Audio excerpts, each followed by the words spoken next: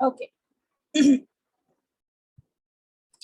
तो आज हम कर रहे हैं, मतलब कल जो हमने लास्ट टॉपिक छोड़ा था हम उसी को कंटिन्यू करते हैं। तो कल हमने जो डिस्कशन करी थी अबाउट दी सेक्स डिटर्मिनेशन, ठीक है। तो सेक्स डिटर्मिनेशन के बारे में ही बात करते हैं। आ जाओ भाई जल्दी जल्दी।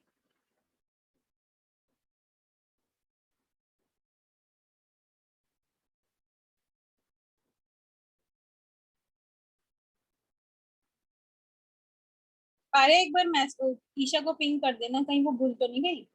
वैसे मुश्किल है पर फिर भी। हाँ, वो आ रही है। Okay she is joining in a while.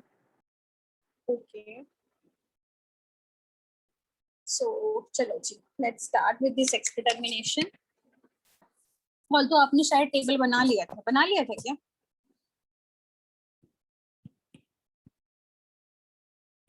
Sex determination. नव्या, मुझे आप पे डाउट है। आप ना पता क्या करते हो, मीटिंग में लॉग इन करते हो और फिर भाग जाते हो। नहीं मैम, नहीं। पता नहीं, मेरे को ऐसा लगता है कि आप ना मीटिंग से भाग जाते हो। पर अब मुझको रिस्पांस नहीं मिला ना, तो मैं कैमरा ऑन कराऊंगी, और अगर कैमरा भी ऑन नहीं किया तो मैं फिर कॉल करूंगी तुम्हारी मम्मा को कि नव्या को देखो कहाँ है वो। ठीक है, ओके। तो sex determination, hello Isha. Sex determination में अगर हमारे पास मेल हेट्रोगेमिटी है, जैसे कि हमारे ह्यूमंस में ही होता है। मेल हेट्रोगेमिटी कैसे, जैसे कि दो क्लासिफिकेशन करवाए थे। एक तो मैंने आपको करवाया था X X X Y type, मतलब इसमें फीमेल होगी जो वो ऐसी होगी, और मेल जो होगा उसका जो क्रोमोजोम सेक्स डिटरमाइन करते हैं वो होंगे एक्स और वाई, मतलब हेट्रोजाइगस है। तो इसमें अगर फीमेल अपने गैमीट्स बनाएगी तो वो क्या बनाएगी, एक्स। और एक्स अगर मेल अपने गैमीट्स बनाएगा तो वो क्या बनाएगा, एक्स और वाई।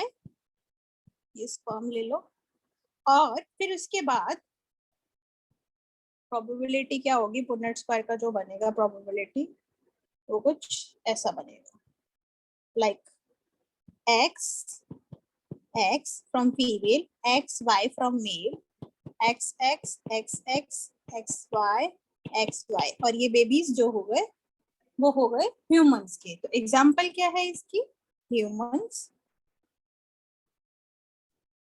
एंड एक आपको कराया था ड्रोसोफिला। ये ड्रोसोफिला कल मैंने आपको बताया था, इसको बोलते हैं फ्रूट फ्लाई। ये फ्रूट फ्लाई बहुत यूज हुई है हमारी रिसर्च में, जेनेटिक्स की रिसर्च में, खास करके जो भी एनिमल्स पर जेनेटिक्स की रिसर्च हुई है उसमें ड्रोसोफिला बहुत यूज हुई है। जैसे पी प्लांट यूज किया था ना उसने, मेंडल ने। वैसे ड्रोसोफिला को सबसे मतलब पहले एक्सपेरिमेंट्स मॉर्गन ने करे थे, इस पे लिंकेज स्टडी करा था, फिर उसके बाद और स्टडीज आई थी। एक हो गया एक्स एक्स, और जो मेल है वो हेट्रोजाइगस इसलिए है क्योंकि उसके पास क्रोमोजोम ही नहीं है, दूसरा क्रोमोजोम ही नहीं है उसके ऑपोजिट। मतलब ये हेमिजाइगस कंडीशन हो गई, ऑल्दो हेमिजाइगस कंडीशन आपको यहाँ पे भी मिल रही थी।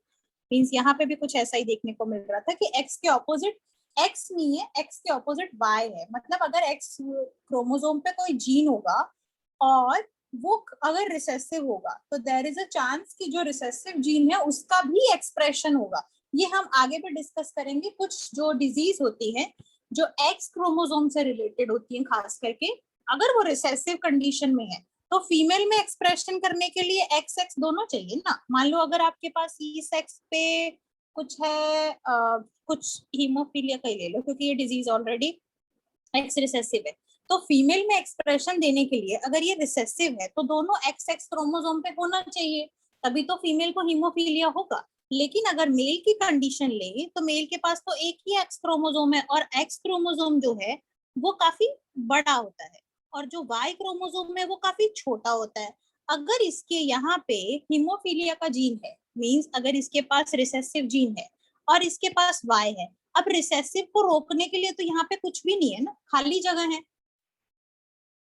तो रिसेसिव का एक्सप्रेशन आ जाएगा। इसलिए जो खास करके ये वाले डिजीज होते हैं एक्स लिंक्ड रिसेसिव डिजीज, ये मेल में बहुत कॉमन होते हैं कंपैरेटिवली फीमेल के।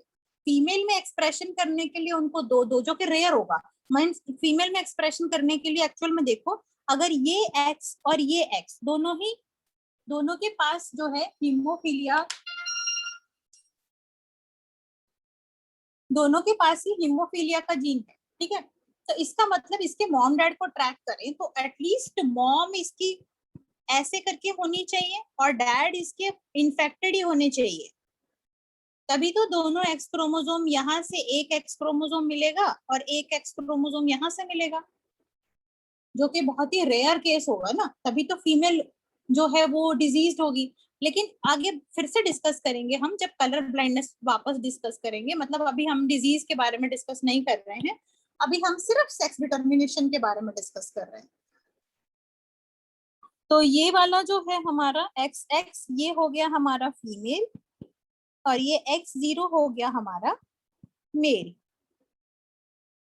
अब इसमें भी इसके गैमीट्स कैसे बनेंगे, x x, मेल के गैमीट्स बनेंगे x, एक स्पर्म में मतलब x होगा और एक स्पर्म होगा जिसमें कोई क्रोमोसोम मतलब सेक्स क्रोमोसोम नहीं होगा, खाली होगा, ठीक है। और फिर उसके बाद इनका क्रॉस कैसे बनेगा, इसकी वही प्रोबेबिलिटी सेम ही आएगी। एक तरफ हम लिख रहे हैं मेल और एक तरफ लिख रहे हैं हम फीमेल, x0 x और x, इसमें क्या हुआ x और x, इसमें बनेगा x0, इसमें बनेगा x, इसमें बनेगा x0, ठीक है। मेल हेट्रोगेमिटी। दूसरी कंडीशन क्या थी, फीमेल हेट्रोगेमिटी। अगर फीमेल हेट्रोगेमिटी हो जाए,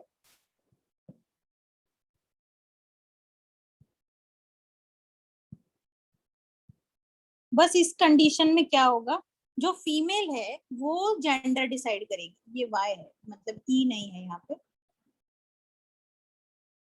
वो फीमेल जो है वो जेंडर डिसाइड करेगी। वो कैसे करेगी, अब हमने फीमेल हेट्रोगेमिटी को मेल हेट्रोगेमिटी से डिस्टिंग्विश करने के लिए, ताकि कंफ्यूजन ना हो, एक्स और एक्स वाई जो है ये नहीं यूज किया हमने, इसके लिए यूज किया जेड।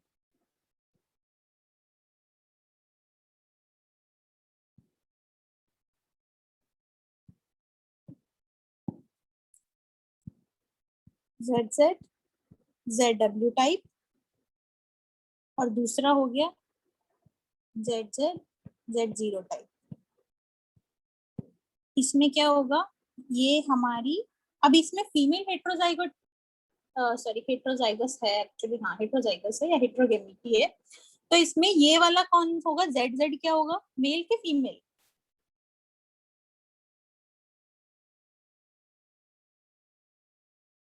बताओ कौन सा होगा, मेल या फीमेल, जेड जेड वाला।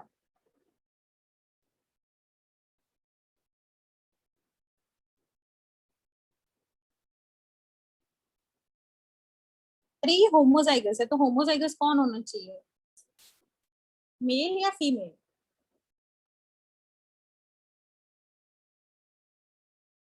आर्या,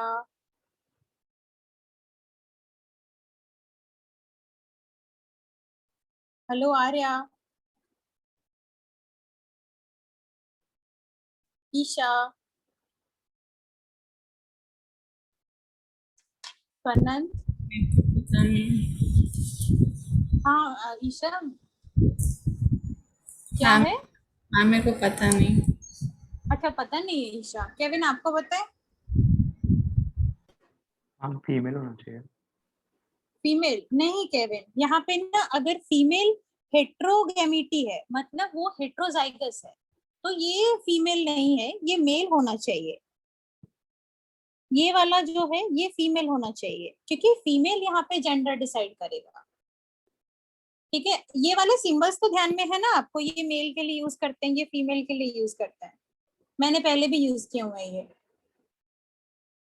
जब हम प्लांट वाला चैप्टर पढ़ रहे थे, सेक्सुअल रिप्रोडक्शन इन प्लांट्स। कुछ याद आया, नहीं, ओके। फीमेल के लिए सिंबल ऐसा होता है कि आप एक सर्कल लगा लो और नीचे में प्लस साइन। तो ये कुछ ऐसा रिजेंबल कर रहा है जैसे कि मिरर से मतलब मिरर जैसा लग रहा है, देखने में ऐसा लग रहा है ना जैसे मिरर। तब मिरर वाला जो सिंबल है वो रिप्रेजेंट करता है फीमेल को, और ये वाला जो सिंबल है मीन्स एक सर्कल और उसके ऊपर एक एरो, ऐसे ना जेवेलियन थ्रो जैसा नहीं मैच हो रहा, तो ये रिप्रेजेंट करता है मेल को। तो जो हमारा मेल है वो होगा यहाँ पे, देखो इस कंडीशन में अगर आप ध्यान दो, ये वाली कंडीशन पे, यहाँ पे आपका मेल जो था वो हेट्रोजाइगस था। दोनों कंडीशंस में देखो दोनों क्रोमोसोम मैच नहीं हो रहे हैं, लेकिन दूसरी कंडीशन में क्या है, फीमेल जो है वो हेट्रोजाइगस है। यहाँ पे देखो, यहाँ पे फीमेल जो है वो हेट्रोजाइगस नहीं है, ZW आपस में मैच नहीं हो रहे हैं ना। दोनों सेम होंगे तो होमोजाइगस कंडीशन, अगर दोनों अलग अलग होंगे तो हेट्रोजाइगस कंडीशन। अब क्लियर है? अब इसमें बताओ, चलो इसमें ZW में कौन सा फीमेल होगा कौन सा मेल होगा, ये ZZ क्या होगा, मेल या फीमेल? मेल। मेल, हाँ जी, ये वाला मेल होगा, ये हो गया मेल क्योंकि ये होमोजाइगस है, और ये वाला क्या होगा, फीमेल क्योंकि ये हेट्रोजाइगस है। तो इसमें क्या करते हैं एक्चुअल में, फीमेल हेट्रोगेमिटी में कौन डिसाइड करता है जेंडर, फीमेल, क्योंकि वो हेट्रोजाइगस है। आपने ये बात सुनी थी ना, आपने जब सेक्स डिटर्मिनेशन किया था क्लास 10 में, तो आपने को याद होगा कि बेबी का जेंडर जो होता है वो पापा डिसाइड करते हैं, मम्मा नहीं डिसाइड करती, क्योंकि पापा जो होते हैं वो 2 टाइप्स के स्पर्म जो है वो प्रोड्यूस करते हैं। लेकिन इन कंडीशंस में फीमेल हेट्रोगेमिटी में क्या होता है, इनकी मदर जो होती है वो इनका जेंडर डिसाइड करती है कि बच्चा जो होगा वो फीमेल होगा या मेल होगा। क्यों? क्योंकि वो 2 टाइप्स के एग प्रोड्यूस करती है। ठीक है, मतलब सारे स्पर्म एक जैसे होंगे। अगर इसमें हम गैमीट्स बनाएं तो इनके 2 टाइप के गैमीट हो गए, जेड जेड एक ही टाइप का होगा, एक्चुअली 2 टाइप के नहीं, 2 गैमीट्स हो गए एक ही टाइप के। और इसके हो गए 2 टाइप के गैमीट्स, जेड और डब्ल्यू। सेम ऐसा ही इनके साथ भी अगर गैमीट बनाएंगे तो जी जी, और इनके साथ गैमीट बनाएंगे तो जी जीरो। ठीक है, अब अगर हम इसका पुन्नेट स्क्वायर बनाएं, एक तरफ हम मेल के गैमेट्स लिखेंगे, एक तरफ हम फीमेल के गैमेट्स लिखेंगे। तो इसमें लिखेंगे जेड जेड, इसमें ZW, तो क्या बनेगा, जी जी जी जी, ऐसा लग रहा है जैसे मतलब वो सोने वाला सिंबल नहीं बनाते ऐसे करके।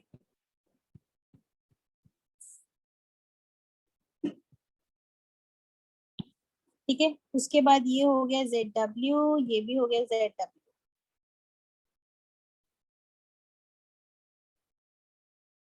उसके बाद आ गया इसका क्रॉस। प्रोबेबिलिटी में कुछ चेंज नहीं हुआ, प्रोबेबिलिटी में देखो 50% ही प्रोबेबिलिटी है, बस पेरेंट चेंज हो रहा है जो हेट्रोजाइगस है। इसमें क्या होगा, C G G zero, so it will be G zero G G. अब ये आपको केस किस किस में मिलते हैं, ये मिलता है आपको ग्रास हॉपर में,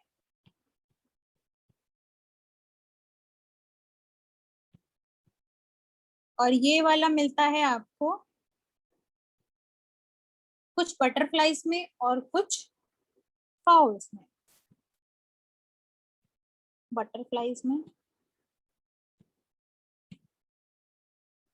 क्योंकि ऐसा नहीं है सारी बटरफ्लाइज में वो मिल वाला मिलता है, कुछ बटरफ्लाइज में आपको ये वाला भी मिलता है। तो फ्यू बटरफ्लाइज और मोथ, मोथ जो होते हैं वो कैसे होते हैं, डार्क ग्रे कलर के दिखने में, मतलब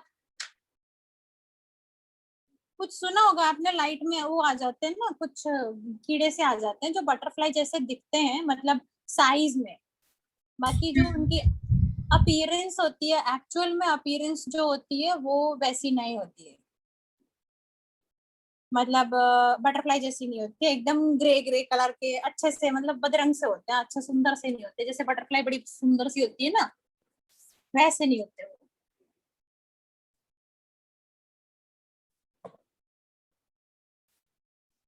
ठीक है, आप तो क्या कहते हो, आप उनको मतलब पतंगे से या कुछ ऐसा कुछ बोलते होगे, क्योंकि हमारे यहाँ तो उसको बोलते हैं पमक्कड़। कभी सुना है वर्ड पमक्कड़? हिंदी में मौत को क्या बोलते हैं? मौत ही बोलते हैं, तो और तो कुछ नहीं बोलते। ईशा, वो तो इंग्लिश का नाम है ना, मौत। हिंदी में तो कुछ नहीं बोलते हैं, मौत ही बोलते हैं।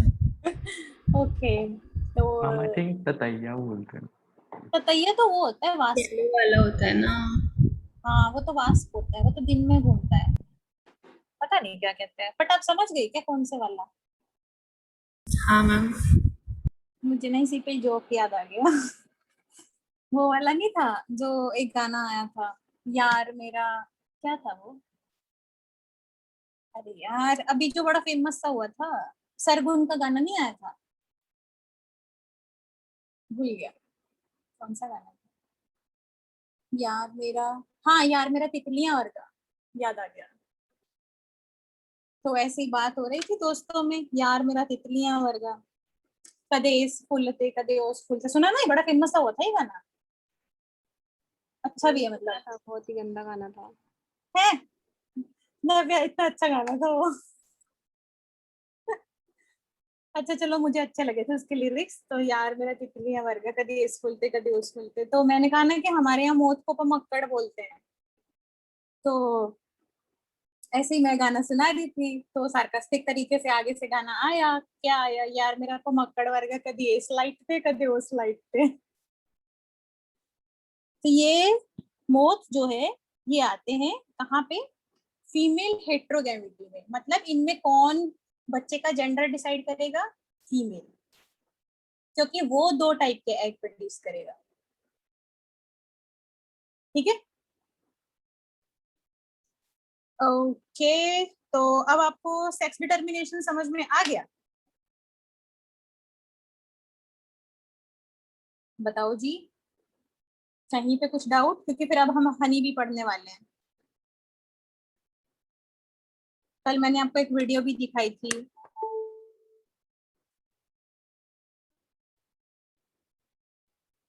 हाँ मैम। ओके, कल वाली वीडियो थोड़ी बहुत ही समझ में आई थी ना? अच्छे से क्लियर नहीं हुआ था? वो एंट वाली है ना, जिसमें एंट का भी बता रहे। हाँ ईशा, मैं एक बार वापस से दिखा रही हूँ वही वाला वीडियो। मैम मैंने ना कुछ नोट नहीं किया था, तो एक बार वापस दिखा दूँ। हाँ ईशा, मैं बस वीडियो के बाद ही वापस दिखाती हूँ, ठीक है?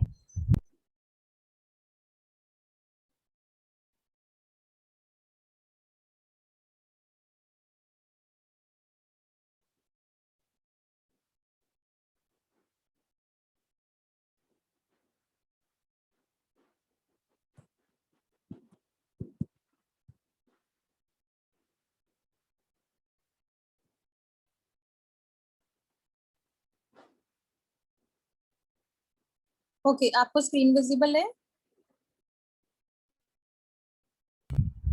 अभी तो नहीं दिख रही। अब विजिबल है? हाँ तो आज ज्यादा क्लैरिटी होगी, पता है? केविन को थोड़ा सा लगेगा कि वो फर्स्ट टाइम देखेगा, बट आज ज्यादा क्लैरिटी है। My wife is pregnant right now with our first child, and when people see her with her big baby bump, the first question people ask, almost without fail, is it a boy or is it a girl? Now, there's some assumptions behind that question that we take for granted because of our familiarity with our own human biology. For human babies, we take it for granted that there's a 50-50 chance of either answer, boy or girl. But why is it that way? Well, the answer depends on the sex determination system that has evolved for our species. You see, for most mammals, the sex of a baby is determined genetically with the XY chromosome system. Mammals have a pair of sex chromosomes, one passed down from mom and one from dad. A pair of X's gives us a girl, and an X and a Y together gives us a boy. Since females only have X's to pass on in their egg cells, and males can give either an X or a Y in their sperm cells, the sex is determined by the father, and the chance of producing a male or a female is 50-50. This system has worked well for mammals, but throughout the tree of life, we can see other systems that have worked just as well for other animals. There are other groups of animals that also have genetic sex determination, but their systems can be pretty different from ours. birds and some reptiles have their sex genetically determined, but instead of the sex being determined by dad, their sex is determined by mom. In those groups, a pair of Z sex chromosomes produces a male. यही किया So ना these अभी males आपने। only have Z's. ZZ जिसको मैं बोल रही थी, ZW।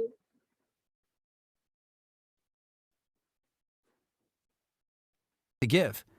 However, in these animals, one Z and one W chromosome together as a pair produces a female. In this system, the chance of a male or a female is still 50-50. It just depends on whether mom puts a Z or a W into her egg. Certain groups have taken genetic sex determination in completely other directions. Ants, for example, have one of the most interesting systems for determining sex, and because of it, if you are a male ये जो ant, you do ant not have वाला a father. System है ना, ये ही honey bee के साथ भी work करता है। सेम हनी बी का जो है ऐसे ही डिटरमिन होता है। अगर अभी एग जो है वो फर्टिलाइज हो गया तो फीमेल बनेगी, अगर एग नहीं फर्टिलाइज हुआ तो मेल बनेगा। In an ant colony, there are dramatic divisions of labor.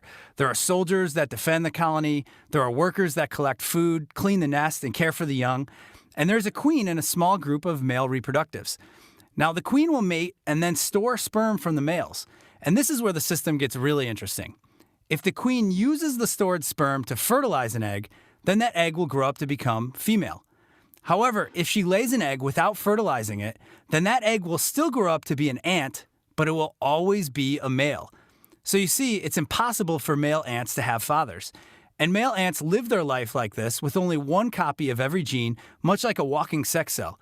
This system is called the haplodiploid system, and we see it not only in ants, but also in other highly social insects like bees and wasps.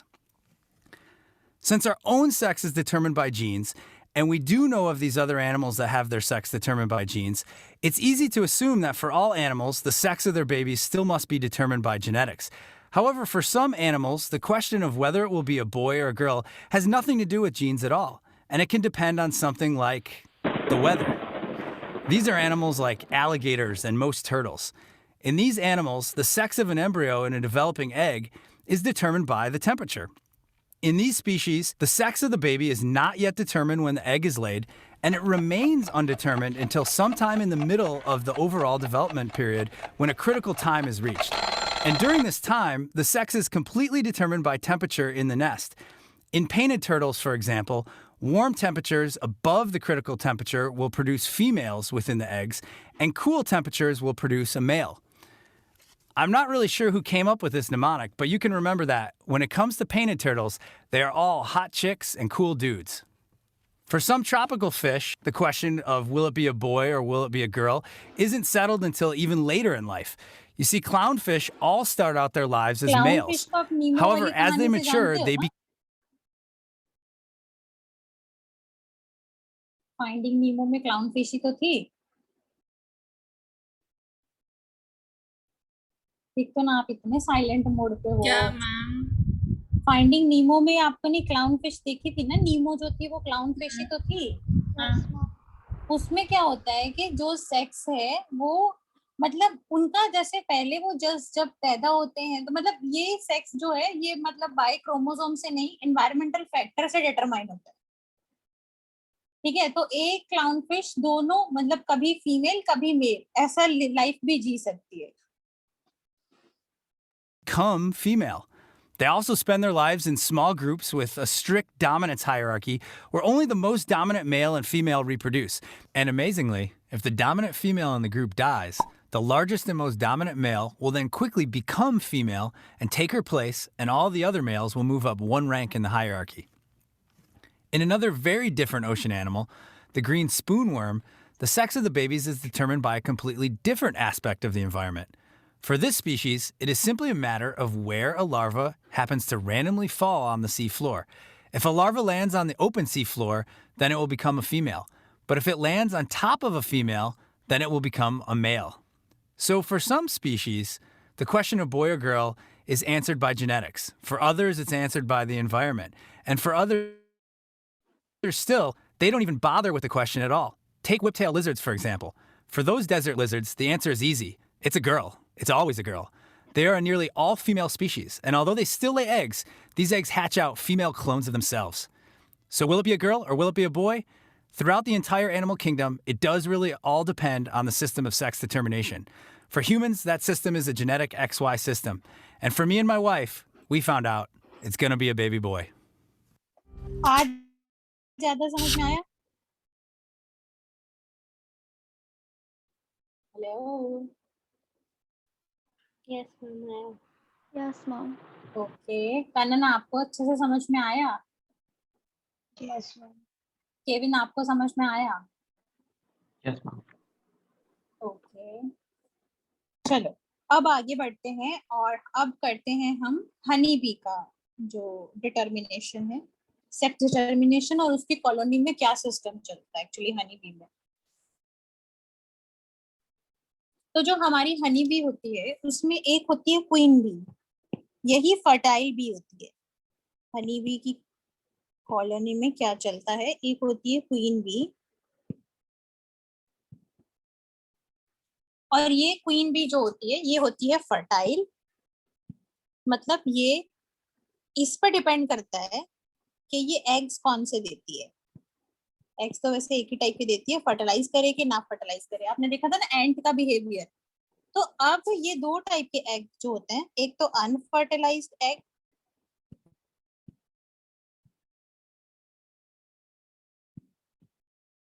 और एक होता है fertilised egg.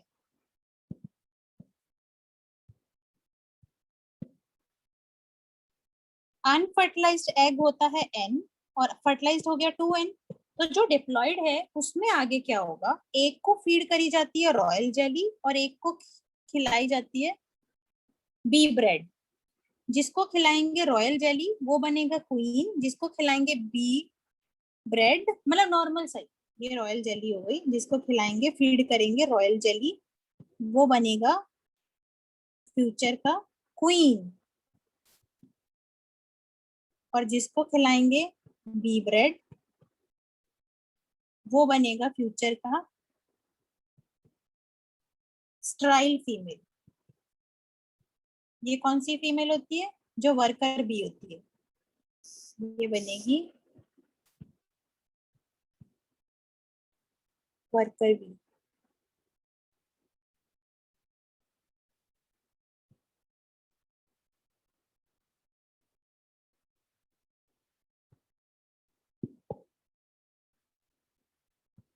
Royal jelly और worker bee को मिली B bread, ये बन गई स्ट्राइल female worker bee. और ये एग में डिस्टिंग्विश कर रहे हैं, this is a fertilised egg, और ये हो गया हमारा अनफर्टिलाइज्ड एग. मैम मैंने ना लास्ट पेज ने लिखा था तो मैं यही से सीधा स्टार्ट कर दूँ, ये इसका स्क्रीनशॉट ले लेती हूँ. आपने मतलब शुरू से ही नहीं लिखा क्या ईशा? मैंने सिर्फ मेल फीमेल हेट्रोगैमी तक लिखा, उसके बाद ये टेबल नहीं बनाया. ओके ठीक है, तो उसका स्क्रीनशॉट ले लो.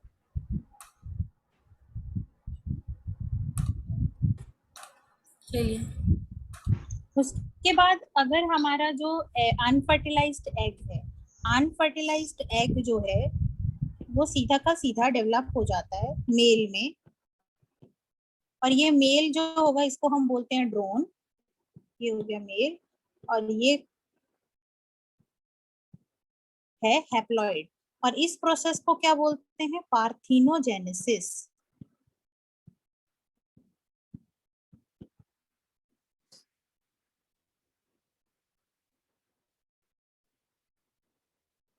फीमेल चाहे स्ट्राइल फीमेल है चाहे क्वीन बी है, दोनों की दोनों फीमेल ही डिप्लॉयड है, मतलब दोनों की दोनों ही 2n है. ये भी 2n है और ये भी 2n है.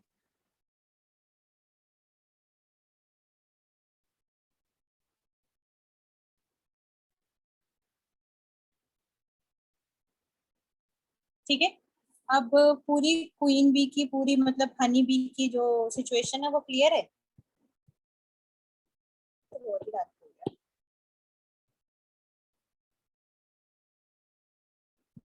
फिर ये बात हो जाएगी. सबको समझ में आई हनी बी की sex determination? Yes, ma'am. Arya आपको समझ में आ गया? Okay Kevin. आर्या आपको समझ में आया? ईशा आपको क्लियर है? हाँ मैम। कन्नन आपको समझ में आया? Yes ma'am.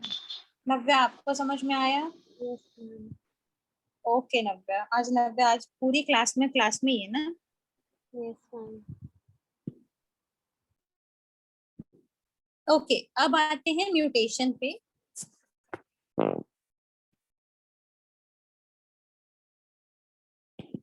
वो नोट हो गया था ना? हाँ मैम। ओके, म्यूटेशन जो होता है मतलब कभी आपने कोई म्यूटेशन देखी है किसी के बारे में, आप फैमिलियर हो कि ये चीज इसमें म्यूटेशन हो गया है समथिंग कुछ, या म्यूटेशन के बारे में आप क्या जानते हो? आपको क्या लगता है म्यूटेशन क्या होगा? भूल गई मैम। ओके, म्यूटेंट्स मूवी मुझे तो याद नहीं है, किसी को याद है क्या म्यूटेंट्स मूवी? कौन सी एक्समैन, एक्समैन नहीं। नहीं, इतनी तो मूवीज हैं, पर चलो वो तो मूवी वाली बातें हैं, एक्चुअल में सच्ची में। अच्छा मैं बताती हूँ एक किस्सा, मैंने जो देखा था मेरे नोन में ना, एक मतलब बंदा था, और वो मोबाइल के टावर्स में जो से कि इनकी कंस्ट्रक्शन कहाँ करनी है, मतलब बेसिकली वो मॉनिटरिंग करते थे, ठीक है? तो भी मतलब कहाँ करनी है, या उस पे जब भी उसकी कंस्ट्रक्शन हो रही है तो उस साइट को विजिट करके देखना है, मॉनिटर करना है कि भाई कितना, मतलब काइंड ऑफ अपडेट देते रहना है कि अच्छा इतना हो गया इतना हो गया। वैसे मोबाइल टावर्स पे वो कंस्ट्रक्शन करते थे, कंस्ट्रक्शन करवाते थे, मॉनिटर करते थे, करते नहीं थे, मॉनिटर करते थे बस। तो तब मतलब अब ऐसा है कि अगर हमारी बॉडी के नॉर्मल सेल्स में म्यूटेशन हो तो कोई फर्क नहीं पड़ता, मतलब एक्चुअली फर्क मतलब पड़ता है कि कैंसर हो सकता है आपको, जो आपने कैंसर वाली सिचुएशन देखी है मोस्टली ये म्यूटेशंस की वजह से ही होता है कि उसके सेल्स म्यूटेट करते हैं और नॉर्मल लाइफ साइकिल से हट के नंबर ऑफ सेल्स इंक्रीज करना शुरू कर देते हैं, डिवाइड डिवाइड डिवाइड ऐसे। तो उनमें हालांकि कोई हार्मफुल पता नहीं म्यूटेशन हुई होगी कि नहीं, बट जब मतलब फिर उनके बाद उसकी काम करते करते टाइम पे उनकी शादी भी हो गई थी और फिर उनका एक बच्चा भी हुआ था। जो बच्चा हुआ था ना उसमें बड़ा अजीब सा एक सीन था। क्या सीन था पता है? उस बच्चे में ना, जैसे हमारे नॉर्मल हेयर्स हैं वो यहाँ से स्टार्ट होता है, पूरे यहाँ से ना, उस बच्चे में सारे वो नॉर्मल हेयर्स हेयर्स सही थे, कोई प्रॉब्लम नहीं था। एक इतना सा पैच, बस इतना सही, यहाँ पे उसके माथे में, और वहां पे भी हेयर्स ग्रो होते थे, मतलब अगर उनको शेव कर दो कट कर दो तब भी वो हेयर्स ग्रो होते थे, जैसे बाल के सर के बाल ग्रो होते हैं। तो हो सकता है कि उनके गैमीट्स में कभी म्यूटेशन हुआ हो या हो गया हो, कुछ भी हुआ हो पता नहीं। वो पैच बेचारे का यहाँ से, मतलब यहाँ से भी हिला नहीं, कुछ बाल में बाकी कहीं पे प्रॉब्लम नहीं था, बस यहाँ पे एक बालों का पैच था यहाँ पे। बाकी आपने मूवीज बहुत देखी हैं, बाकी आप कैंसर से फैमिलियर हो, तो जो कैंसर कॉज कर देती हैं चीजें या म्यूटेशंस करवा देती हैं चीजें, उनको बोलते हैं म्यूटाजेंस। अब ये म्यूटेशंस एक्चुअल में क्या होती है? आपके डीएनए में कुछ चेंज हो, आपके डीएनए में अगर चेंज होगा तभी तो वो एक्सप्रेशन में आएगा ना। तो म्यूटेशंस क्या होती है एक्चुअल में? Mutations it is a sudden discontinuous variation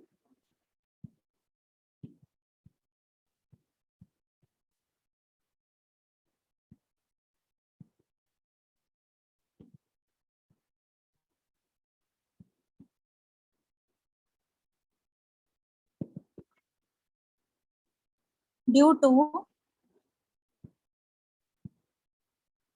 changes in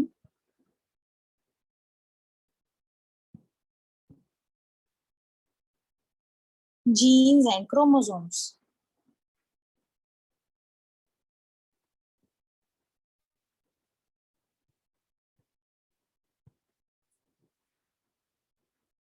ठीक है, अब हम म्यूटेशंस ही पढ़ते हैं।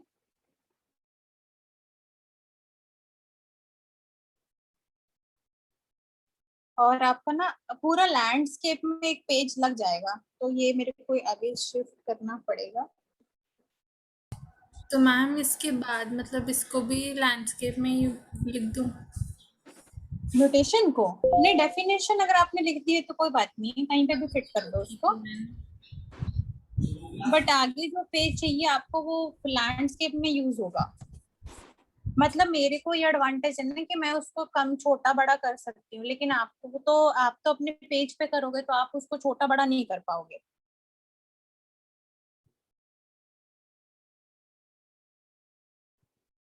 म्यूटेशंस, अब ये म्यूटेशन हो सकती है क्रोमोसोम हो या जीन की म्यूटेशन हो। डेफिनेशन दिखा दो। It is a sudden discontinuous variation due to changes in genes and chromosomes. ठीक है। अब म्यूटेशन जो होती हैं वो हो सकता है क्रोमोसोमल म्यूटेशन हो या जीन म्यूटेशन हो।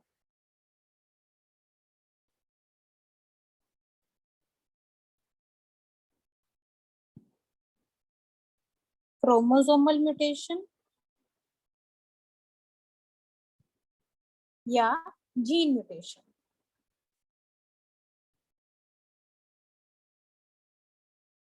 क्रोमोसोमल म्यूटेशन में मतलब मान लो अगर ये क्रोमोसोम है, ठीक है, अगर ये कहीं पे इतना कट जाए, ठीक है, क्रोमोसोम का हिस्सा ही गायब हो जाए तो ये भी तो म्यूटेशन हो गई ना। या इसमें कोई नया हिस्सा आके लग जाए, ये भी क्रोमोसोम का म्यूटेशन हो गया। लेकिन जीन का म्यूटेशन क्या होगा, आपके पास है डीएनए, डीएनए के जो बेस पेयर्स हैं इनमें कुछ म्यूटेट हो जाए, सिर्फ बेस पेयर में, मान लो ये वाला बेस पेयर है वो चेंज हो गया, अब एक्सप्रेशन चेंज हो जाएगा ना। इसका आरएनए गलत बनेगा, आरएनए से प्रोटीन भी गलत बनेगा, जिसकी वजह से एक्सप्रेशन में वो आपको प्रोटीन दिखाई देगा। तो जीन म्यूटेशन वैसे हो सकता है, और जो हमारा क्रोमोसोमल म्यूटेशन है इसमें कुछ क्रोमोसोम में हो जाएगा।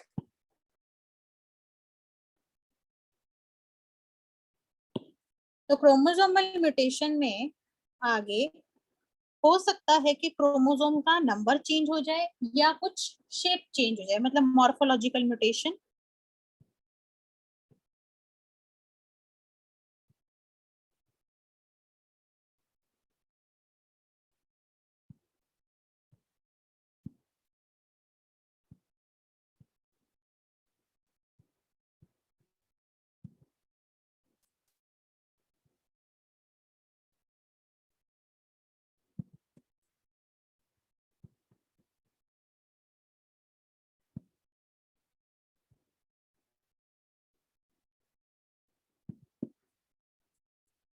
अब ये मॉर्फोलॉजिकल म्यूटेशन जो है ये हो सकता है कि कुछ डिलीट हो जाए, can be classified into deletion.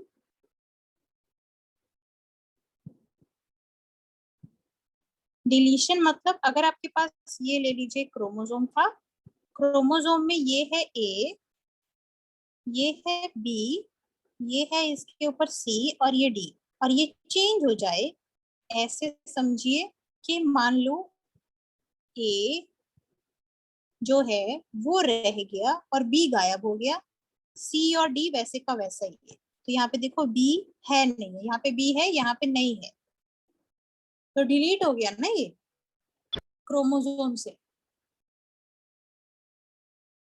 दूसरा है डुप्लीकेशन।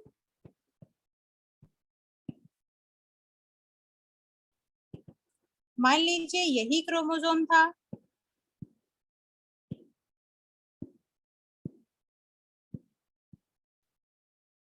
ठीक है, और ये क्या हो गया आगे, जैसे मान लो इसमें बी डुप्लीकेट हो जाए, तो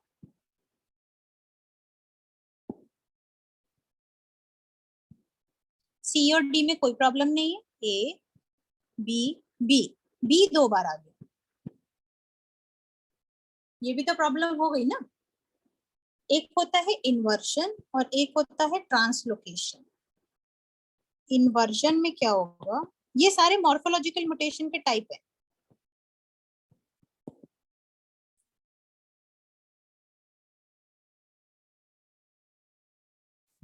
मान लीजिए आपके पास था एक क्रोमोसोम जिसमें हम ए बी सी डी, इधर ये जीन थे, इसमें था ई एफ जी एच, आई भी लगा लो, इन्वर्ट इजीली हो जाएगा। अब ये चेंज हो गया,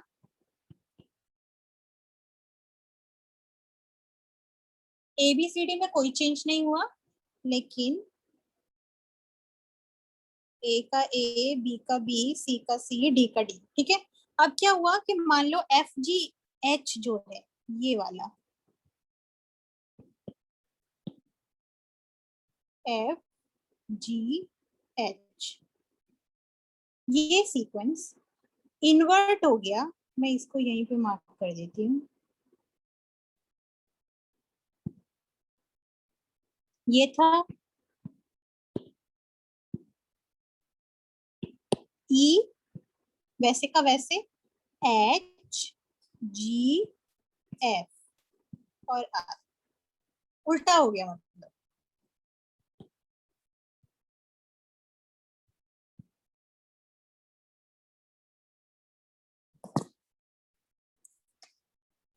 इन्वर्ट हो गया ना, सीक्वेंस फ्लिप हो गया। और ट्रांसलोकेशन का तो मतलब भी यूं है, एक क्रोमोसोम से निकल के वो हिस्सा दूसरे क्रोमोसोम पे जाके लग गया।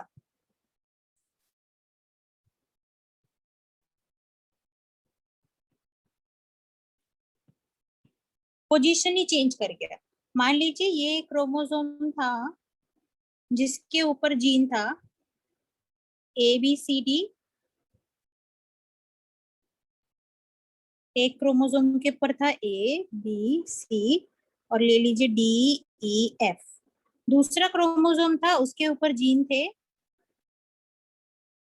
1 2 3 4 5 6।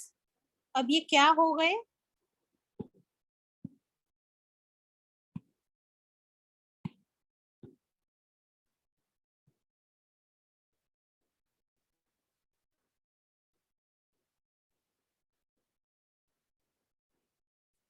मान लो इसका EF जो है वो हट गया, और सॉरी ये तो बड़ा नहीं होगा ना, फिर छोटा सा ही रह जाएगा। यहाँ पे सिर्फ D रह गया, ये हो गया A B C, और ये सारे का सारा हिस्सा दूसरे क्रोमोसोम के जाके बीच में लग गया है। भी दूसरे क्रोमोसोम को भी खराब करेगा। 1 2 3 यहाँ पे। अब इसका EF हिस्सा था, ये लग गया EF, और फिर बाद में इसका हिस्सा जो था 4 5 6 ट्रांसलोकेट कर जाना। कौन सा हिस्सा ट्रांसलोकेट कर गया, ये वाला। मॉर्फोलॉजिकल म्यूटेशन समझ में आया? नोटिस कर रहे होगे क्रोमोसोम का हिस्सा जो है वो कुछ या तो गायब हो जाता है, then it is known as deletion, या डुप्लीकेट हो जाता है, then it is known as, मतलब कि जैसे एक ही जीन 2 बार आ गया, फिर उसके बाद आ गया मान लीजिए इन्वर्जन, इन्वर्ट हो चुका है, या ट्रांसलोकेशन, एक क्रोमोसोम का हिस्सा जाके दूसरे क्रोमोसोम पे लग जाए।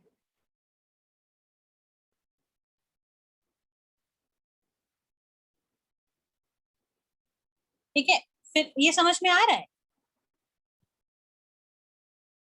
Morphological mutation. हाँ ओके, अब आते हैं न्यूमेरिक म्यूटेशन पे। नंबर में चेंज हो जाना, नंबर में चेंज हो जाना इज नोन एज यूप्लॉइडी या एन्यूप्लॉइडी। पहले हम यूप्लॉइडी कर लेते हैं इधर में, और ये हो गया एन्यूप्लॉइडी के लिए। एन्यूप्लॉइडी के जरिए ज्यादा डब्बा लगेगा, चलो कोई बात नहीं, जीन म्यूटेशन छोटा ही है तो उसका जगह यूज कर लेंगे।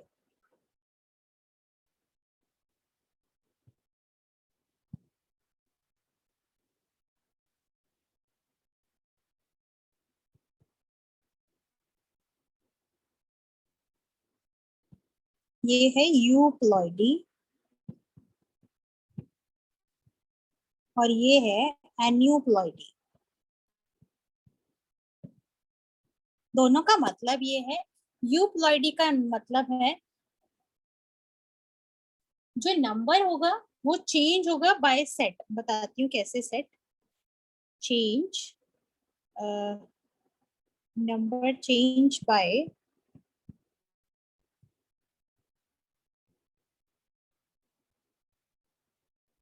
सेट। सेट मतलब n, मतलब जैसे हैप्लॉइड, डिप्लॉइड, ट्रिप्लॉइड, मतलब पूरे का पूरा सेट उठा के।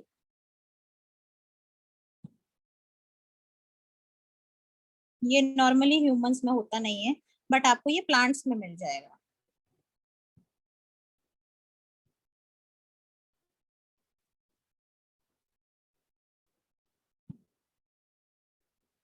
अगर वन सेट हो गया तो n, जिसको हम बोलेंगे हैप्लॉइड। अगर टू सेट हो गया तो डिप्लॉइड।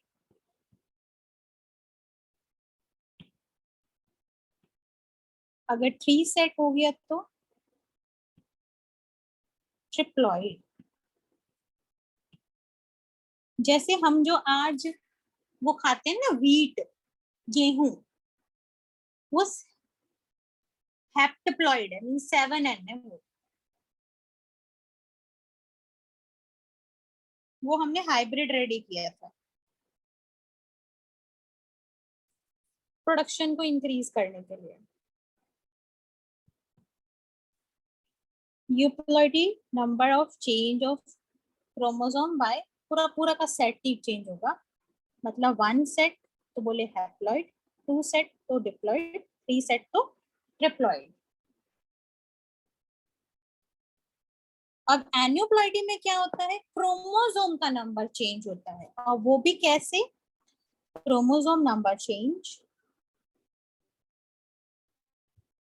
मतलब प्लस भी हो सकता है माइनस भी हो सकता है,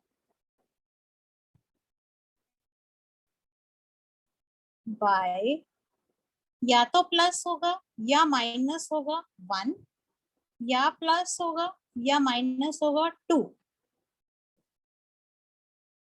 +-2 +-1, मतलब ऐड भी हो सकता है और माइनस भी हो सकता है। अगर हमारा क्रोमोसोम, देखो अभी माइनस प्लस दोनों ही करके दिखाती हूँ।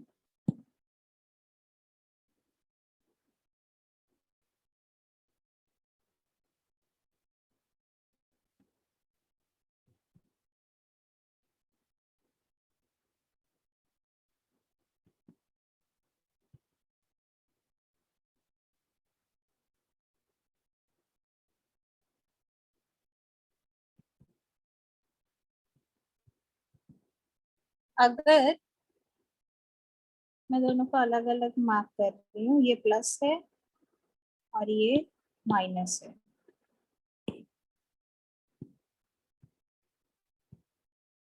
तो हमारे पास अगर माइनस है तो इधर कंडीशन, और अगर प्लस है तो इधर की कंडीशन।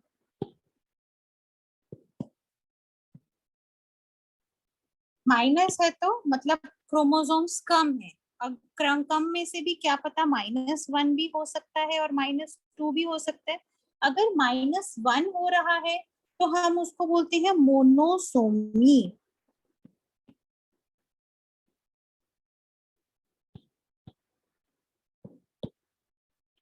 -1 मोनोसोमी, -2 ये थोड़ा सा वियर्ड सा साउंड होता है, नलीसोमी।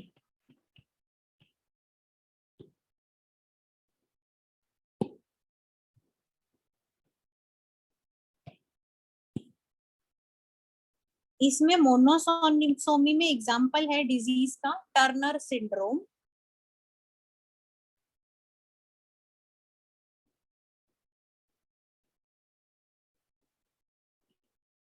और नलीसोमी जो होता है, अगर किसी में नलीसोमी हो जाए तो ह्यूमंस में तो वो सरवाइव ही नहीं कर पाता, can not survive in humans.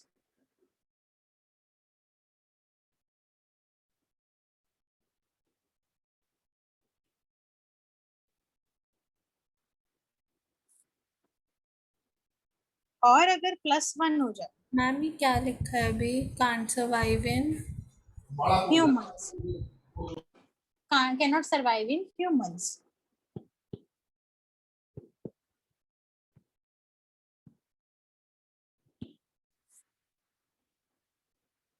अगर +1 हो जाए, मतलब एक क्रोमोसोम ज्यादा हो जाए, तो इसमें आता है ट्राइसोमी।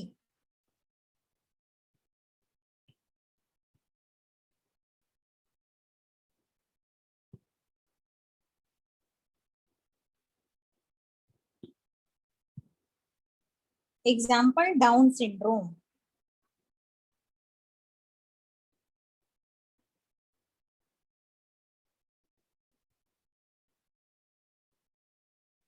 या एडवर्ड सिंड्रोम।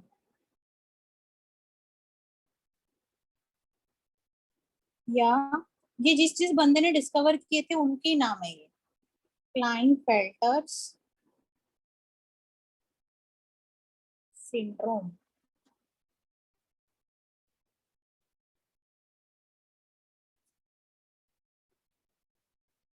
टेट्रासोमी बोलते हैं इसको।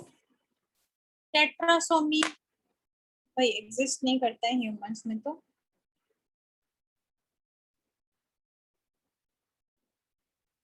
मैम वहाँ पे थोड़ा जूम कर दो अब, नीचे वाले पार्ट में।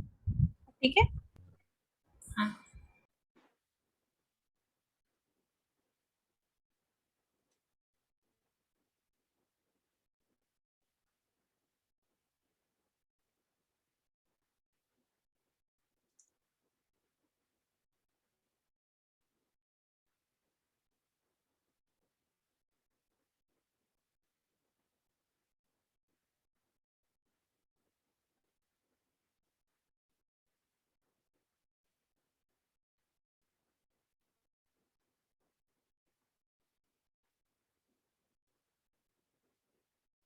डन।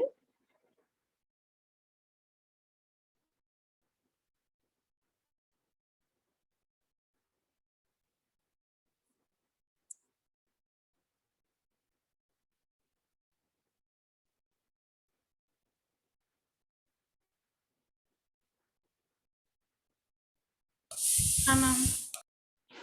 ओके, अब सबने कर लिया? आर्या आपने भी कर लिया? Yes, ma'am. कन्नन आपसे हो गया? Yes. Kannan okay, Kevin Yes, आपसे हो? ma'am. Yes, ma'am. ओके, अब आते हैं हम जीन म्यूटेशन पे। तो जीन म्यूटेशन में एक बार वापस से समझा दूंगी, पहले आपको बस ये जीन मतलब साथ साथ में समझाती जाऊं, साथ साथ में लिखती जाती हूँ। तो जीन म्यूटेशन जो होती है वो फर्दर 3 टाइप्स की होती है, आ जाएगी, मतलब ज्यादा लंबी नहीं है, तो आपके पास भी आ जाएगी स्पेस।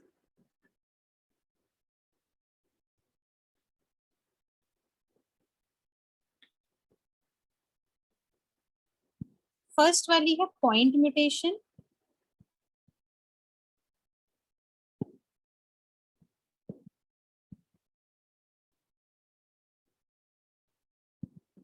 सेकंड है इन्वर्जन।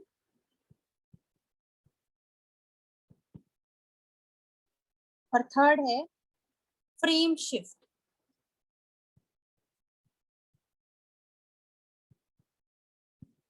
ये मेरी पे जगह नहीं बच रही थी तो मैंने नीचे शिफ्ट लिख दिया, वैसे एक ही वर्ड है फ्रेम शिफ्ट। पॉइंट म्यूटेशन में क्या होता है कि जिसकी एग्जांपल है सिकल सेल एनीमिया, और फिर सिकल सेल एनीमिया में ही बताती हूँ क्या होता है। तो छोटी सी पहले एग्जांपल लिख दूं। Example sickle cell anaemia.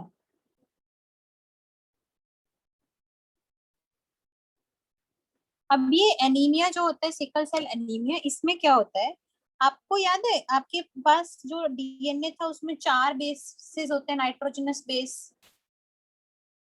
पढ़े थे आपने कभी भी? अगर नहीं भी पढ़े तो कोई बात नहीं है, मुझे बता दो। क्या चीज? डीएनए में 4 नाइट्रोजनस बेसेस होते हैं। हाँ पढ़े थे हाँ पढ़े थे। ओके, ग्वानिन, ये बायोकेमी उसमें पढ़ा था ना, बायोकेमिस्ट्री वाले पार्ट में। बायोमोलिक्यूल्स। हाँ वो जो प्यूरिन और पायरिडीन का रहते हाँ, हैं। प्यूरिन और पायरिमिडिन थे, एडेनिन, ग्वानिन, कुछ याद आया? एडेनिन, ग्वानिन, साइटोसिन, यूरासिल हाँ करके। बट यूरासिल जो होता था वो AG एडेनिन होता था। AGCUT। हाँ, और जो टी था मींस यू को छोड़ के बाकी चार जो थे वो डीएनए में होते हैं। तो अब ये सीक्वेंस होता है GAG। अब इस सीक्वेंस में क्या प्रॉब्लम हो जाता है कि जो GAG है ना, GAG, इस सीक्वेंस में ये जो A है, ये म्यूटेशन, इसका म्यूटेशन हो जाता है और ये बन जाता है GUG। बस इतनी सी म्यूटेशन होने से ही, सिर्फ अगर आप नोटिस करो तो एक ही बेस पेयर है वो ही चेंज होगा, बट इतनी सी म्यूटेशन से ये कोड चेंज हो जाता है। मतलब ये GAG जो है ये कोड करेगा ग्लूटामिक एसिड के लिए और ये कोड करेगा वेलिन के लिए। अमीनो एसिड का रहता ना कुछ, ग्लूटामिक एसिड, वेलिन। मैं इसका साइज रिड्यूस करके इसको यहाँ डाल रही हूँ, आपके लिए जूम इन कर देती हूँ।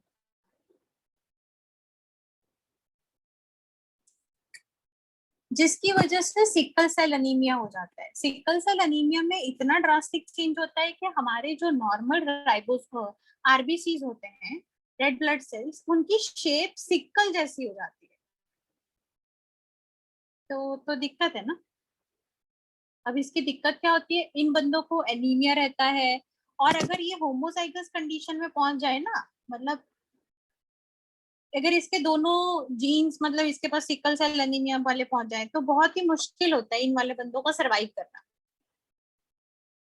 और अगर हेट्रोजाइगस कंडीशन में वो सरवाइव तो कर जाता है, लेकिन बंदा बड़ी सारी प्रॉब्लम्स में फंस जाता है। मतलब उसको उसका ब्लड जो है कहीं भी उसकी कैपिलरीज में ब्लड फंसना शुरू हो जाता है, बिकॉज सिकल सेल शेप जो होती है आरबीसी की वो हो जाती है।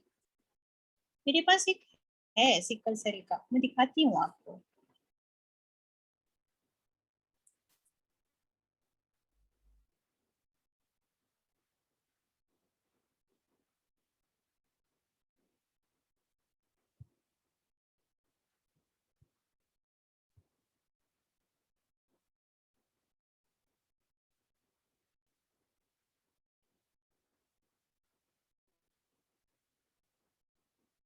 ओके, स्क्रीन विजिबल है? नहीं Red blood cells also ठीक don't है। survive very long. रुक Just जाओ।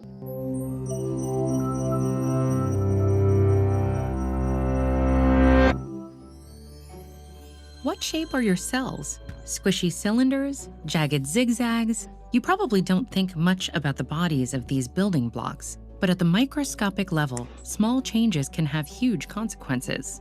And while some adaptations change these shapes for the better, others can spark a cascade of debilitating complications.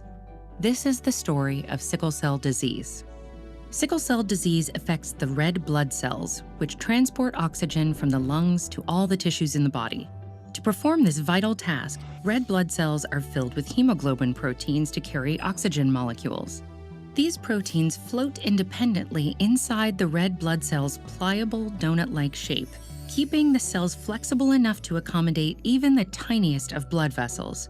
But in sickle cell disease, a single genetic mutation alters the structure of hemoglobin. After releasing oxygen to tissues, these mutated proteins lock together into rigid rows. Rods of hemoglobin cause the cell to deform into a long, pointed sickle. These red blood cells are harder and stickier and no longer flow smoothly through the blood vessels. Sickled cells snag and pile up, sometimes blocking the vessel completely. This keeps oxygen from reaching a variety of cells, causing the wide range of symptoms experienced by people with sickle cell disease. Starting when they're less than a year old, patients suffer from repeated episodes of stabbing pain in oxygen-starved tissues. The location of the clogged vessel determines the specific symptoms experienced. A blockage in the spleen, part of the immune system, puts patients at risk for dangerous infections. A pileup in the lungs can produce fevers and difficulty breathing. A clog near the eye can cause vision problems and retinal detachment. And if the obstructed vessels supplied the brain, the patient could even suffer a stroke.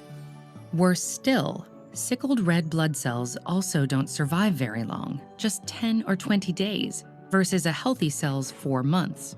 This short lifespan means that patients live with a constantly depleted supply of red blood cells, a condition called sickle cell anemia. Perhaps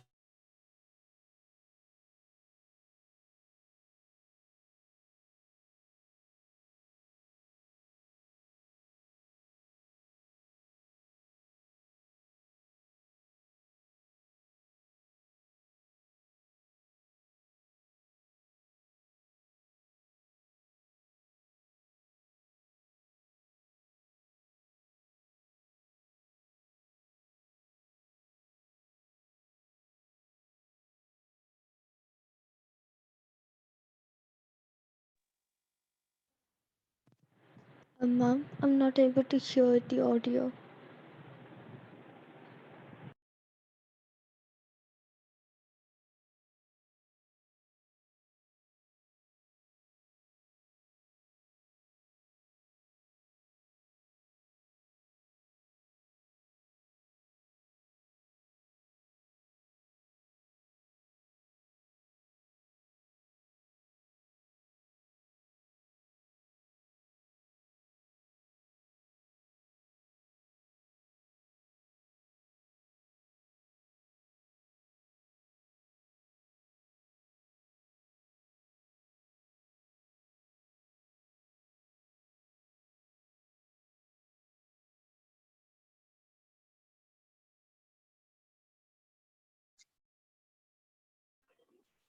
hello,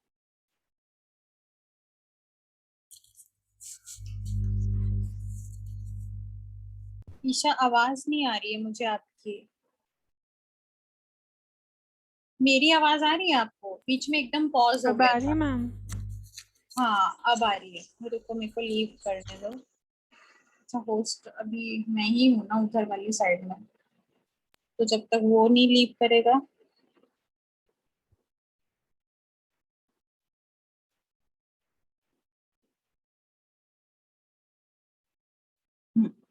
हो गया।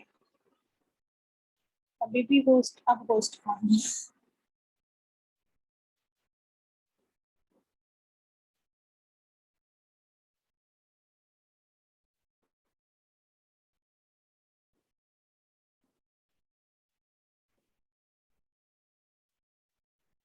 Okay, अब आपको screen visible है? as a beneficial adaptation. Researchers have been able to trace the origins of the sickle cell mutation to regions historically ravaged by a tropical disease called malaria. Spread by a parasite found in local mosquitoes, malaria uses red blood cells as incubators to spread quickly and lethally through the bloodstream. However, the same structural changes that turn red blood cells into roadblocks also make them more resistant to malaria.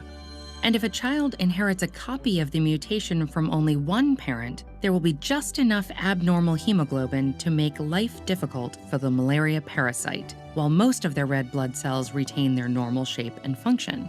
In regions rife with this parasite, sickle cell mutation offered a serious evolutionary advantage. But as the adaptation flourished, it became clear that inheriting the mutation from both parents resulted in sickle cell anemia. Today, most people with sickle cell disease can trace their ancestry to a country where malaria is endemic. And this mutation still plays a key role in Africa, where more than 90% of malaria infections occur worldwide. Fortunately, as this adaptation thrives, our treatment for sickle cell continues to improve. For years, hydroxyurea was the only medication available to reduce the amount of sickling, blunting symptoms, and increasing life expectancy. Bone marrow transplantations offer a curative measure, but these procedures are complicated and often inaccessible.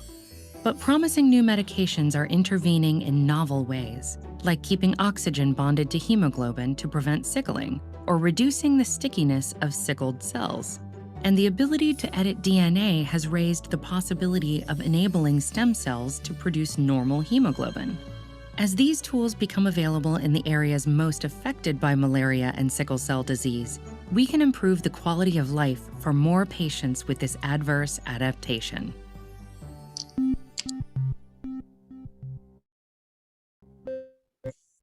समझ में आई? सिर्फ एक छोटी C point mutation होने से ही कितना बड़ा change हो गया।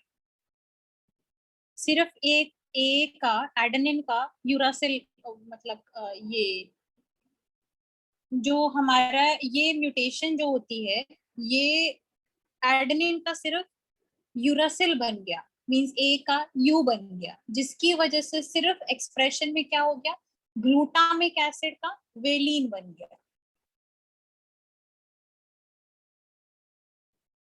उतने से sickle cell anaemia. Then there is a inversion. अगर इन्वर्जन का मतलब ये है कि फॉर एग्जांपल आपके पास मान लीजिए यही GAG है, GAG, ठीक है।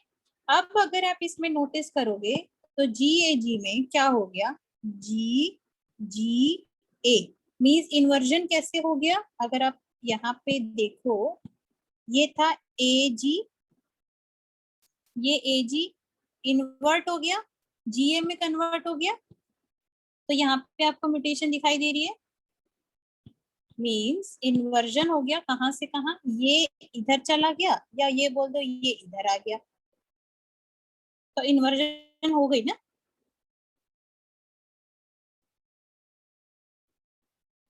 और फ्रेम शिफ्ट में क्या होता है, हो सकता है डिलीशन हो जाए या हो सकता है एडिशन हो जाए, किसी भी डिलीशन या एडिशन, बस एक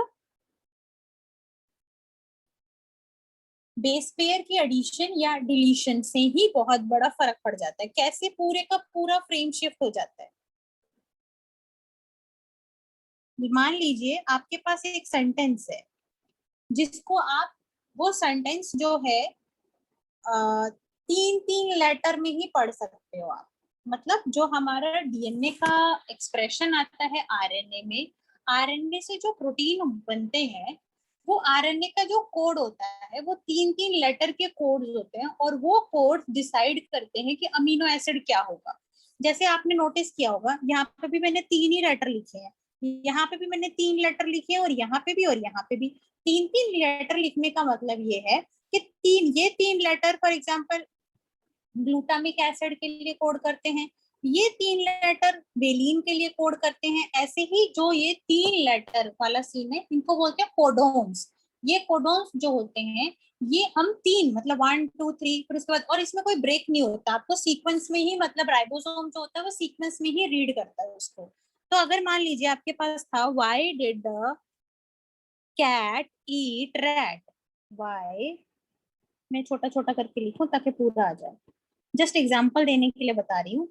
Why did the cat eat rat? अब ये सेंस बना रहे हैं, Why did the cat eat rat?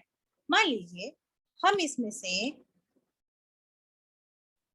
अगर यहाँ पे इस पोजीशन पे कुछ डिलीट कर दें या डाल दें, मान लीजिए हम डाल देते हैं इसमें द के बाद और कैट के बीच में फॉर एग्जांपल हमने डाल दिया यहाँ पे एम। अब इसको रीड करिए सेम, मतलब अगर सीक्वेंस में बिना किसी स्टॉप के why did them cat eat rat हो गई ना, देम भी नहीं आएगा एक्चुअली, 3 के लेटर में रीड करेंगे। व्हाई तो रीड कर लिया, डिड भी रीड कर लिया, द भी रीड कर लिया, उसके बाद मका टी ट्रा टी ये बन गया। 3 के में करोगे ना रीड तो गड़बड़ हो गई। अगर आप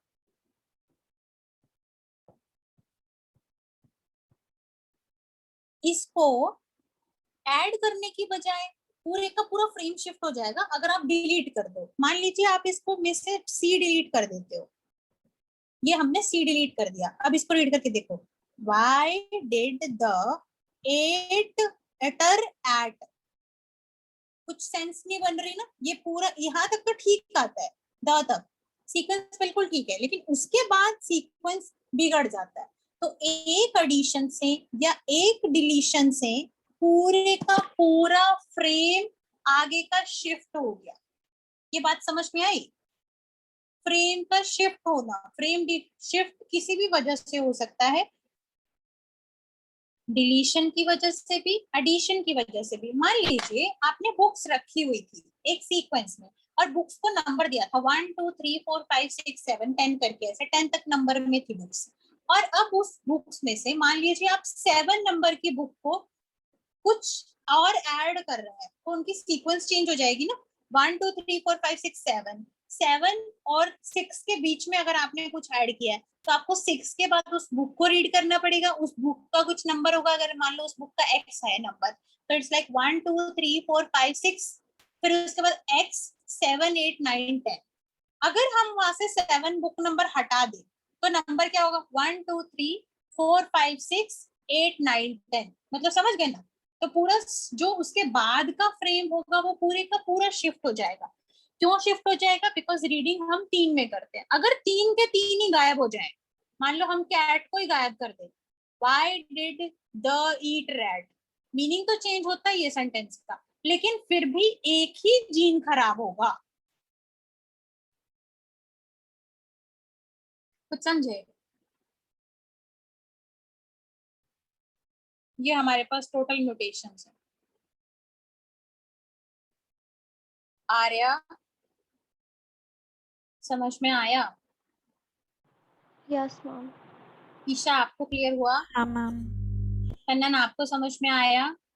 हाँ मैम, थोड़ा थोड़ा आगे एंड में थोड़ा कनेक्शन का गड़बड़ हुआ तो लीव हो रही थी बात।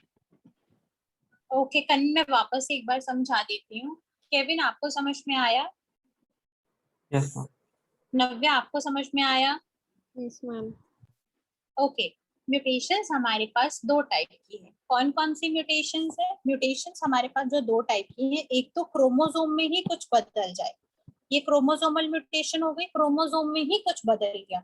दूसरी म्यूटेशन है हमारे पास कि हमारे पास जीन म्यूटेशन हो जाए, जीन में कुछ म्यूटेशन हो जाए। मतलब क्रोमोसोम के हिसाब से, मतलब आपका जैसे क्रोमोसोम का कुछ कट गया हिस्सा, या क्रोमोसोम में कुछ ऐड हो गया, या क्रोमोसोम में वो इन्वर्ट हो गया, फ्लिप होके ऐसे लग गया हिस्सा। और जीन म्यूटेशन में क्या हो गया? डीएनए में चेंज हो जाना। डीएनए में मतलब किसी बेस में चेंज हो जाना, किसी ऐसे मतलब कुछ जो नाइट्रोजनस बेस थे डीएनए के, जब बाइंड करते हैं तो उनमें चेंज हो जाना। ठीक है, अब हम बात करते हैं क्रोमोसोमल म्यूटेशन जो है आगे, वो है मॉर्फोलॉजिकल म्यूटेशन और न्यूमेरिक म्यूटेशन। मॉर्फोलॉजिकल म्यूटेशन मतलब क्रोमोसोम की अपीयरेंस में, मतलब मॉर्फोलॉजी में कुछ चेंज हो गया, जैसे कुछ डिलीट हो गया। मॉर्फोलॉजी में जैसे एग्जांपल दिया है डिलीशन का, तो यहाँ पे देखिए आप, क्रोमोसोम में बी था, यहाँ पे ए बी सी डी ऐसे करके जीन थे, अब ये डिलीट ही हो गया, बी जीन नहीं है, तो अब वो अपना एक्सप्रेशन देगा ही नहीं जब होगा ही नहीं उसमें ऐसा। फिर उसके बाद डुप्लीकेशन। डुप्लीकेशन में क्या होगा कि मान लीजिए वो जीन जो है वो डुप्लीकेट कर गया, डबल नंबर में हो गया, ए बी बी 2 बार आ गया बी। ठीक है, और फिर उसके बाद आ गया इन्वर्शन। इन्वर्शन में क्या हुआ कि क्रोमोसोम जो था वो ए बी सी डी की सीक्वेंस, और फिर देखिए E F G H I. अब ये एफ जी एच जो है, ऐसा इन्वर्ट जो है ना, मान लीजिए अगर ये E F G H I है, अगर ये सीक्वेंस में ऐसे आ जाता है A B C D I F G H E, तो उल्टा आके लग गया ना, पूरे का पूरा ऐसा भी लग सकता है, या बीच में से कोई हिस्सा इन्वर्ट हो जाए, सिर्फ कुछ पार्ट इन्वर्ट हो गया, जैसे अभी इसमें दिखा रखा है एफ जी एच था, फिर वो एच जी एफ हो जाए, ये हो गया इन्वर्जन, क्रोमोसोमल इन्वर्जन। क्रोमोसोम का ट्रांसलोकेट कर जाना। ट्रांसलोकेशन का मतलब ये है कुछ हिस्सा कहीं और मूव कर जाना। ये हमारे पास ले लीजिए, क्रोमोसोम एक अलग क्रोमोसोम था, ये दूसरा अलग क्रोमोसोम था। अब ये एक क्रोमोसोम का हिस्सा, that is the EF part, निकल के जाके इस पे लग गया। अब वो भी लगना ऐसा नहीं है कि बाहर बाहर वाली साइड पे लग जाए, क्या पता वो अंदर की साइड में लग जाए, क्या पता वो बाहर की साइड पे लग जाए।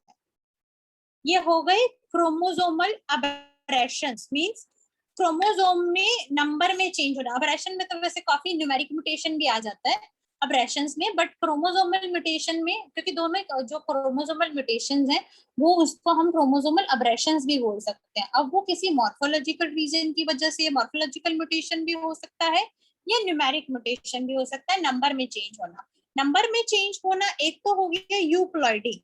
यूप्लॉइडी मतलब इसमें क्या होगा, पूरे का पूरा सेट बदल जाए। मतलब अगर हमारे पास अगर सिंगल सेट क्रोमोसोम का है तो हमारे पास 23 क्रोमोसोम्स है, ऐसे ही सब ऑर्गेनिज्म के सेट अलग अलग होंगे। जैसे आपने पी प्लांट में पढ़ा था, वहां पे उसके पास टोटल 14 क्रोमोसोम्स थे, तो एक सेट में कितने क्रोमोसोम होंगे, 7। तो ये एनिमल्स में तो मिलना मुश्किल है, बिकॉज एनिमल्स सर्वाइव ही नहीं कर पाएंगे इस कंडीशन में। बट हाँ, प्लांट्स में काफी कॉमन है, प्लांट्स में आपको ये चीज मिल सकती है। तो डिप्लॉइड मतलब 2n और ट्रिप्लॉइड मतलब 3n। उसके बाद आ गया एन्यूप्लॉइडी, सॉरी हाँ ठीक है, न्यूमेरिक में था एन्यूप्लॉइडी। इसमें क्या होता है, क्रोमोसोम नंबर चेंज हो जाता है +1 या -1, +2 या -2। अब +1 -1 दैट डिपेंड्स। अगर क्रोमोसोम निकल जाते हैं, मींस माइनस वाली चेंज होती है, तो उसको बुलाते हैं हम, अगर एक क्रोमोसोम निकल जाता है मतलब गायब हो गया एक क्रोमोसोम, तो मोनोसोमी। अगर 2 क्रोमोसोम गायब हो गए तो नलीसोमी। मोनोसोमी की पेट एग्जांपल है टर्नर सिंड्रोम, आगे हम पढ़ेंगे ही, मेंडेलियन डिजीज और नॉन मेंडेलियन डिजीज। इनहेरिटेंस तो हमने पढ़ ली, Mendelian inheritance and non Mendelian inheritance. और फिर उसके बाद नलीसोमी जो है उसमें तो सरवाइव नहीं कर पाता बंदा। देन उसके बाद आ गया ट्राइसोमी और टेट्रासोमी। ट्राइसोमी और टेट्रासोमी में क्या है, इसमें ट्राइसोमी में +1 मतलब अगर आपके पास एक ऐसा था, एक पेयर क्रोमोसोम्स का था ऐसे, उसके साथ एक और आ गया, ये तो नॉर्मल था 2 वाला, एक और आके आ गया, तो वो क्या हो गया, ट्राइसोमी। तभी 3 हो गए ना साथ में। पूरे का पूरा सेट मतलब पूरे का पूरा ऐसे दोनों के दोनों क्रोमोसोम ही गायब हो गए, तब नलीसोमी। एक एक्स्ट्रा आ गया तो ट्राइसोमी। ट्राइसोमी जो है उसके एग्जांपल आपको बहुत सारे पढ़ने को मिलेंगे, जैसे कि Down syndrome, Edward syndrome, Klinefelter syndrome. And then tetrasomy. Tetrasomy जो होती है मतलब कि दो और आ जाए, ये भी मतलब है नहीं है उतना, ह्यूमन में मिलेगा नहीं आपको। उसके बाद आ गया जीन म्यूटेशन। तो जीन म्यूटेशन जो है उसमें क्या होता है कि अपने पास जीन म्यूटेशन भी 3 टाइप्स किया जाती है, पॉइंट म्यूटेशन, इन्वर्शन और फ्रेम शिफ्ट। अगर पॉइंट म्यूटेशन होता है तो मैंने आपको सिकल सेल एनीमिया का एक वीडियो दिखाया था। तो सिकल सेल एनीमिया जो है ये पॉइंट म्यूटेशन का मतलब एक पेट एग्जांपल है। और पॉइंट म्यूटेशन में इसमें क्या होता है कि बस एक बेस जो पेयर है वो चेंज हो जाता है, एक बेस नाइट्रोजनस का बेस है वो चेंज हो जाता है। और वो कहाँ से कहाँ चेंज होता है, GAG से GUG हो जाता है, जिसकी वजह से एक्सप्रेशन जो है ग्लूटामिक एसिड फॉर्म होता है, उसकी वजह पे वहां पे क्या फॉर्म हो जाता है, वेलिन। और जिसकी वजह से आरबीसी की शेप ही बदल जाती है। आरबीसी की शेप क्या हो जाती है, सिकल सेल शेप। तभी आपने देखा था ना कि वैसे तो हीमोग्लोबिन जो होते हैं वो अकेले अकेले पड़े रहते हैं, लेकिन जैसे ही सिकल शेप वाले जो आरबीसी होते हैं इनमें हीमोग्लोबिन जो होते थे एक दूसरे के एक स्टैक करके वो लंबे लंबे चेन से बना लेते हैं ना, जिसकी वजह से उसकी शेप चेंज हो जाती है आरबीसी की। फिर उसके बाद आ गया इन्वर्जन। इन्वर्जन में क्या होता है कि जैसे आपके पास GAG है, ठीक है, उसमें से ए ने अपनी पोजीशन चेंज कर ली, जी ने अपनी पोजीशन चेंज कर ली, इन्वर्ट हो गया, तो इसने GGA बना दिया। अगले चैप्टर में आप पढ़ोगे कौन से क्या अमीनो एसिड बनता है, तो वो सारा हम पढ़ेंगे। तो अभी कंफ्यूज मत होना कि इससे क्या बनता है, इससे क्या बनता है, तो इस परेशानी में मत रहना। अगले चैप्टर में आपको है हर एक चीज का है कि इससे क्या बनता है, कौन सा अमीनो एसिड बनता है। उसके बाद आ गया फ्रेम शिफ्ट। इसमें क्या होता है, फ्रेम ही शिफ्ट हो जाता है। मतलब जैसे why did the cat eat rat, अब ये सेंस बना रहा है, ठीक है। मतलब ऐसे ही डीएनए में भी ऐसे ही कोडॉन्स होते हैं जो कि सेंस बनाते हैं, 3 के कोडॉन्स होते हैं, एक अमीनो एसिड को कोड करते हैं। और ये डीएनए से जो आरएनए आता है, आरएनए में 3 का कोडॉन बनता है, उसमें ये एक्सप्रेशन जो है वो प्रोटीन में दिखता है हमें।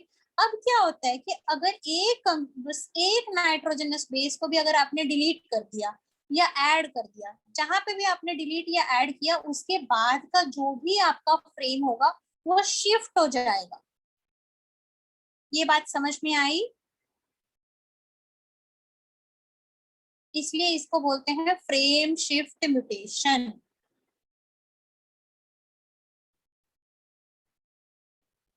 ये पूरा सम अप है आपका म्यूटेशंस का। सिर्फ एक फ्लो चार्ट में आपको सारी म्यूटेशंस डाल दी। देखो अभी भी कहीं पर डाउट लग रहा है तो